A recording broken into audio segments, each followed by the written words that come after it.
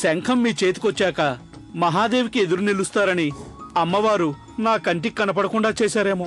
శంఖం నా కంటపడుంటే తల మీద పిడుగుపడ్డా సరే తీసుకొచ్చిచ్చావన్నయ్యా. మాటలు చెప్పకు. మాటల వల్ల ఎటువంటి ప్రయోజనం ఉండదు. నాకు తెలుసు ఆ శంఖాన్ని ఎలా తీసుకోవాలో. ఉరమకుండా వాన పడదు, చినుకులకు విలువ ఉండదు. నేనేంటో తెలుస్తుంది దేవికి, దేవత. నేను కన్న కల పూర్తవాలి అంతే. నాన్నా, మీరు అమ్మవారిని కంఠహారం అడిగారా?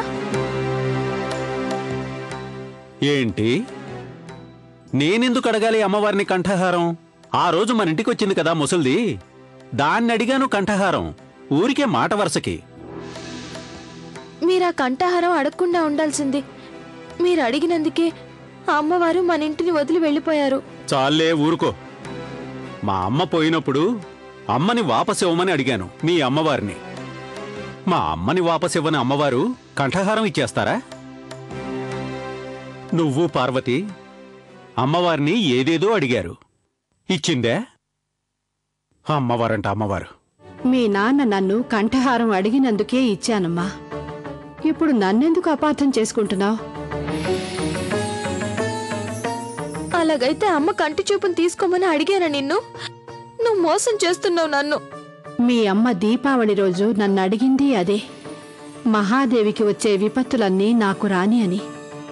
అప్పుడు నేను తథాస్తు అన్నాను. తిరిగి తీసుకోలేను మహాదేవి. ఇక చాలే ఊరుకో. ఫోటో ముందు ఏమడిగినా ఏంటి ప్రయోజనం?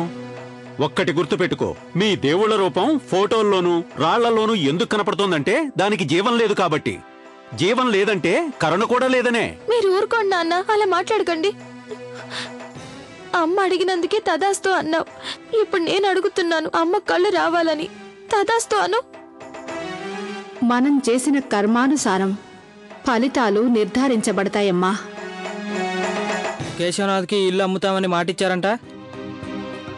గోపాల్ ఇంటికి వచ్చినప్పుడు నీ మాటలన్నీ అమ్మ విని నాతో చెప్పింది. ఇన్ని రోజులు మన ఇంట్లో ఏం లేకపోయినా ఇంట్లో ఉండి మొత్తుకునేదాన్ని. ఇప్పుడేమో రోడ్డున పడి మొత్తుకోవాల్సిందే. ఈ దేశంలో నీలా ఎవరూ లేరు నాన్న. పాండవులు ఇల్లు వాకిలి పెళ్ళాల్ని పోగొట్టుకున్నందుకే యుద్ధంలో గెలిచింది. ఏదైనా పొందాలంటే ఇంకేదైనా వదులుకోవాలిరా. కేశవనాథ్ ఈ మట్టి ఇంటికి ఎంత వెల కట్టాడో తెలుసా? 1 కోటి. కోటి అంటే 1 పక్కన 7 సున్నాలు. ఈ మట్టి ఇంటికి 7 సున్నాలు పక్కన 1 కోటి. తెలుసుకా? మాకింత వెలకట్టారు. మమ్మల్ని వదిలి 1 కోటికా, లేదంటే మమ్మల్ని కలుపుకునే? కనికరం లేదా నాన్న నీకు? మనతో పాటు పెద్దమ్మ దేవి ఎక్కడికి పోతారు? ఇలాంటి టైంలో వాళ్లకు అన్యాయం చేయకూడదు. ఆ మాత్రం తెలుసుంటే ఈ మనిషి లాంటి నీచమైన బతుకు ఎందుకు బతుకుతాడ్రా? కాళ్ళు పట్టుకుంటానండి. ఈ ఇల్లు మాత్రం అమ్మకండి. అందరం కలిసి వీధిన పడాల్సి వస్తుంది. మనల్ని చూసి జాలి పడతారు జనాలు. చిల్లర బతుకైపోతుందండి. మీరు అనవసరంగా కల్పించుకొని ఏదేదో మాట్లాడారు. అందుకే నాకు కొంచెం బేజారైంది. కొంచెం ఆట ఆడించాలని ఆడించానంతే. మగళ నువ్వేం చేసుకోలేదు కదా. కోటి అంటూ వస్తే నువ్వు రాజమాత, నువ్వు యువరాజు. కోటి వస్తే మనం చెడిపోతావా? నేను సొంతంగా వైన్ షాప్ ఒకటి తెరిస్తాను, దుర్గా పరమేశ్వరి వైన్స్. నువ్వు ఓనరో, నువ్వు క్యాషియర్. కోటి వస్తే కాలం మారను, నేను మారను, డబ్బు మార్చెను.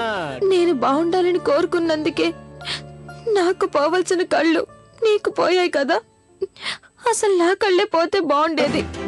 అలా మాట్లాడకూడదు, అలా మాట్లాడకూడదు మహాదేవి. జీవితం అన్నాక సంతోషం, సుఖం, దుఃఖం అన్నీ ఉంటాయి. ఎదిరించడానికి మనసు సిద్ధంగా ఉండాలి అంతే. నా తలరాతకు నువ్వెందుకు బాధపడతావు?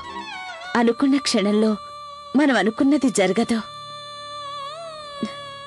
ఎందుకో ఈరోజు నువ్వు వేరేలా అనిపిస్తున్నావు. ఏమైంది మహాదేవి?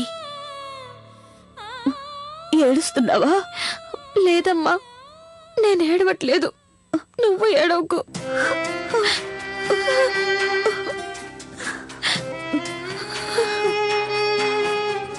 మహాదేవి